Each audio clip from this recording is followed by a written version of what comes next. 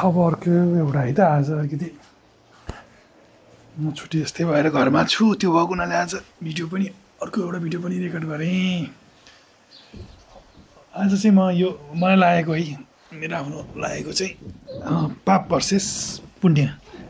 पाप र पुण्य भनेको चाहिँ के हो जस्तो लाग्यो भन्दा मलाई चाहिँ अब यो हामीले जुन सांसारिक वर्ल्डमा भन्दाखेरि चाहिँ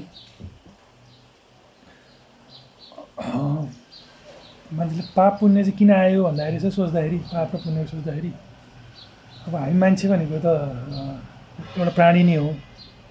अरू जनावरसँग सर नै हामी पनि विकास हुँदै आयौँ र हामी प्राणीमा चाहिँ के छ भने सबभन्दा महत्त्वपूर्ण कुरा भनेको हामी एउटा सामाजिक प्राणी हो। सामाजिक प्राणी भनेको जस्तो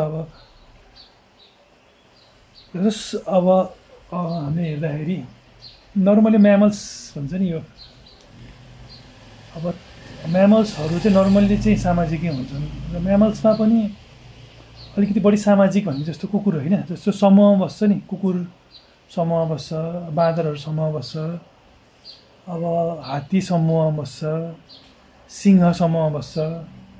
त्यस्तोमा के हुन्छ भने विभिन्न एउटा समाजमा बसेपछि सामाजिक दायित्व चाहिँ त्यो एउटा ग्रुप, एउटा समाज, एउटा त्यो ग्रुप टिक्नलाई चाहिँ त्यहाँ एउटा नियम हुन्छ क्या। हामीले अब त्यसमा पनि हेर्दाखेरि अरू जनावरमा पनि हेर्दाखेरि अब सामाजिक नभनेको जस्तो बिरालोहरू भनेको ऊ म्यामल भए पनि ऊ चाहिँ एक्लै हिँड्ने हो। बाघ पनि त्यस्तै हो, ऊ पनि त्यति समाजमा बस्दैन होइन।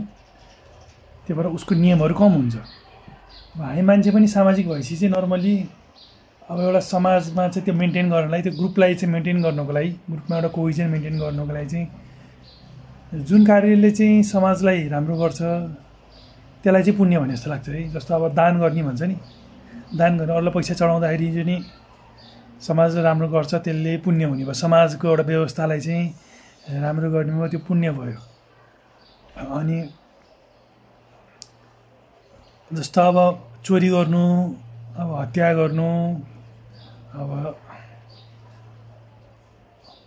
के भन्छ त्यसलाई अर्को व्यभिचार गर्नु, झुटो बोल्नु भनेको यसले चाहिँ के हुने भने समाजमा चाहिँ यसको इम्प्याक्ट चाहिँ समाजमा त राम्रो हुँदैन। अब एउटा समाजमा बसिरहेछ, समाजले एउटा मान्छेले अर्कोलाई मान्छेको सामान चोरिदिने, एउटाले अर्कोलाई मार्ने गर्ने, त्यो ग्रुप त त्यो फर्मेसन त राम्रो हुँदैन, कोहिजन हुँदैन। त्यही भएर जुन कुराले चाहिँ ग्रुपलाई चाहिँ हाम्रो समूह, हामी सामाजिक भएको हुनाले समूहलाई चाहिँ पोजिटिभली इम्प्याक्ट गर्छ त्यसलाई पुण्य भनियो, र जुनले समूहलाई नेगेटिभली इम्प्याक्ट गर्छ त्यसलाई पाप भनियो। त्यही डिफिनेसन पनि ठ्याक्कै त्यसरी नै आयो जस्तो लाग्छ कि।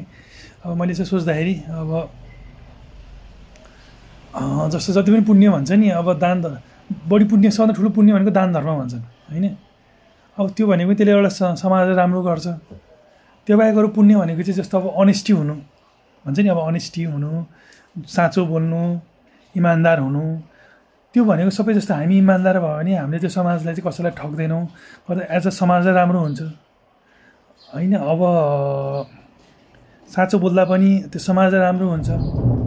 त्यो भएको हुनाले चाहिँ जति पनि यो पाप पुण्य भन्ने कुरा चाहिँ एउटा हामी एउटा सामाजिक प्राणी भएको हुनाले चाहिँ ठ्याक्कै त्यो एउटा सबकन्सियसली नै हुन्छ के कुरा चाहिँ। जस्तो कुकुरमा पनि अब कुकुरको पनि समूहभित्र त उनीहरू एकअर्काको हत्या त गर्दैनन्। कहिलेकाहीँ चाहिँ अब यो हायरार्कीको लागि चाहिँ अलिकति युद्ध हुन्छ, तर त्यो युद्ध चाहिँ जो हारेको व्यक्तिको मृत्युमा त कन्भर्ट हुँदैन। ऊ जसले हारेर उसले हार मानेपछि, जस्तो कुकुरले दुईवटा बिच लडेछन् भने एउटाले हार मानेर यसो टाउको झुकाएर यसो गरिदियो भने अर्को कुकुरलाई छोडिदिन्छ, मार्दैन होइन। त्यस्तै अब हामीले त्यो समूहमा बस्ने अरू प्राणी हेऱ्यो भने हामीभित्र पनि यो भावना चाहिँ हामीमा प्राकृतिक रूपमा छ कि। यो पाप पुण्य भनेको जुन समाजप्रति राम्रो हुनु, सामाजिक भएपछि समाजमा मिलेर बस्ने भन्ने चाहिँ त्यो भावना हामीभित्र छ। र अब त्यही भावमा त्यही मिलेर बस्न सक्नु भनेको चाहिँ त्यो पाप भयो, समाज राम्रो गर्न सक्नु। तर कहिलेकाहीँ चाहिँ हामी पनि अब एउटा हाम्रो विकासक्रममा हामी फेरि अब म्यामलभन्दा तल्लो भनौँ न, जस्तो अब रेप्टाइलहरू, अब फिसहरू, त्यसमा हेऱ्यो भनेदेखि एउटा सर्पले अर्को ठुलो सर्पले भेट्यो भने सानो सर्पलाई खान्छ। उस्तै गरी माउले पनि आफ्नो बच्चा देख्यो भने त्यो अन्डा पारिसकेपछि सर्पको अन्डा पारिसकेपछि चाहिँ माउ चाहिँ बाहिर जान्छ अरे कि, छोडेर जानुपर्छ अरे, किनभने त्यहाँ बस्यो भने उसले बच्चा देख्यो भने त्यो बच्चै खाइदिन्छ अरे माउले होइन। भनेको त्यस्तै अब हामीभित्र पनि त्यो हाम्रो विकासक्रममा चाहिँ त्यो जुन एनिमल इन्स्टिङ्क्ट भन्छ नि, त्यो एग्रेसिभ इन्स्टिङ्क्ट सर्भाइभलको लागि चाहिने होइन। अब त्यो पनि हामीसित भएको हुनाले कहिले कहिले त्यो एनिमल इन्स्टिङ्क्टले गर्दा हामीमा चाहिँ त्यो समाजको समाजको विरुद्ध हुन सक्ने कार्य पनि गर्न सक्ने एउटा चाहिँ भित्र त्यो एउटा टेम्पटेसन हुन्छ हैन। र त्यो टेम्पटेसनमा आएर त्यो कार्य गर्यो भने त्यो पाप भयो, त्यो समाजलाई नराम्रो हुने भयो। र त्यो हिसाबले चाहिँ यो पाप पुण्य भन्ने कुरा यो चाहिँ कसैले सिकाउनु पनि पर्दैन, एउटा कोडिफाई गरियो मान्छेले। अब धर्मशास्त्रमा पनि गरियो, मान्छेले कानुन बनाउँदा पनि गरियो, यो ठिक छ यो नराम्रो भनेर कानुन बनाउँदा पनि गरियो। तर भोलिदिन धर्मशास्त्र कानुन नहुँदा पनि हामीभित्र सबकन्सियसमा पनि यो कुरा चाहिँ हुन्छ। जस्तो अब बच्चाले पनि हेऱ्यो भने मार्न हुँदैन भनेर उसले अरू जीवजन्तुले मार्दै गयो, त्यतिखेर उसलाई पनि ऊ नेचुरल लाग्छ नि। जस्तो अब उसले पालेको, जस्तो अब घरमै पालेको जस्तो किरा फटाक्न लाग्छ मार्छ बच्चा बच्चीले, म पनि आफ्नो अनुभव भन्दाखेरि। तर हामीले घरै पालिएछ, जस्तो अब कहिले कहिले त्यो अब कुखुरा अब बाख्राहरू हामीले घरै पालियो भने त्यसलाई काट्न सक्दैन नि बच्चाले, ठुलो मान्छेले काट्छ। तर बच्चाले चाहिँ घरमै पालेको कुखुरा बाख्रा छ भने उसले त्यसलाई काट्दाखेरि उसको मन दुख्छ कि, किनभने त्यो पनि एउटा हाम्रो समाजको पार्ट भइसक्यो। त्यो हिसाबले चाहिँ यो भन्ने कुरो चाहिँ हाम्रो सबकन्सियसमै आएको कुरा हो। र अर्को एउटा पनि भनौँ, अब अलिकति स्पिरिचुअल वेमा पनि भनौँ है त। यो चाहिँ एउटा नर्मल अन्डरस्ट्यान्डिङ हो। स्पिरिचुअल वेमा चाहिँ पाप गर्नु हुँदैन, पुण्य गर्नुपर्छ भन्दाखेरि चाहिँ किन भनेको भन्दाखेरि चाहिँ जस्तो पाप भनेको नर्मल टेम्पटेसनको गएको, हामीले टेम्पटेसनको एउटा प्रभावमा भएर गर्छौँ होइन। अब पुण्य भनेको हाम्रो नेचुरल स्टेट हो कि। अब हामी एउटा सामाजिक प्राणी भएको हुनाले हाम्रो नेचुरल स्टेटै सबैसँग बाटा हिँड्दा पनि सबैसँग मिलाउँ, कसैसँग नराम्रो नगरौँ, मिलेर बसौँ, राम्ररी बोल्दा आनन्दले बोल्दाखेरि हामीलाई त्यो चाहिँ हाम्रो नेचुरल स्टेट भएको हुनाले चाहिँ हाम्रो एउटा मनमा चाहिँ त्यो एउटा रिवार्ड हुन्छ कि समाजसँग राम्रो समन्वय गरेर गर्दाखेरि चाहिँ हाम्रो मन चाहिँ नेचुरल एउटा काम शान्त हुन्छ। र अब जब हामी टेम्पटेसनमा पुग्छौँ, त्यो टेम्पटेसन भनेकै अब एक त त्यो हुन्छ, त्यो पनि आफैमा त्यसलाई म नराम्रो भन्दिनँ, किनकि जीवनको धार चलाउनुको लागि चाहिँ प्रकृतिले विभिन्न भूमिका खेलेको हुन्छ होइन। र त्यो टेम्पटेसनमा नर्मली हामीले गर्दाखेरि चाहिँ नर्मली अब जुन समाजको नियम, हामी एउटा सामाजिक भएको हुनाले जुन त्यो सामाजिक नियम जब हामीले तोड्छौँ नि, त्यो नियम तोड्दाखेरि नि त्यो प्रकृतिले त्यस्तो बनाइदियो कि, हाम्रो दिमागले पनि त्यस्तो बनाइदियो कि त्यो गर्दा चाहिँ मान्छेलाई भित्र मनमा त्यो एउटा चाहिँ पीडा चाहिँ आउँछ कि। जस्तो मान्छेले हत्या गर्दाखेरि पनि एउटा भित्र त्यो एउटा रिस्क, एउटा एकदम पीडामा चाहिँ उसले गरे हुन्छ होइन। एउटा रिस्क, एउटा पीडामा चाहिँ उसले गरे हुन्छ कि नर्मली जति पनि कार्य भनौँ न।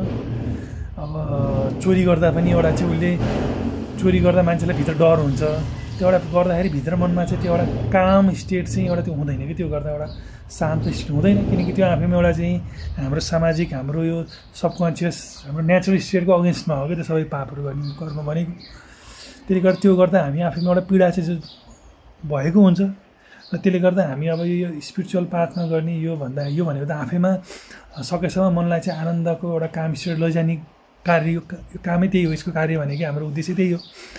र त्यो हिनाले चाहिँ जब हामी कुनै पाप गर्दाखेरि त त्यो मनको स्टेटहरू त्यो भङ्ग हुने भयो, मन त अब त्यो एउटा दुरावस्थामा चाहिँ मनको स्टेट जाने भयो। त्यसले गर्दा हाम्रो स्पिरिचुअल जर्नीमा त्यसले सहयोग पोजिटिभ हेल्प गर्दैन। त्यही भएर चाहिँ पाप गर्नु हुँदैन, पुण्य गर्नुपर्छ भनेर भन्नु कारण चाहिँ त्यो जस्तो लाग्यो है मेरो हाम्रो अन्डरस्ट्यान्डिङमा।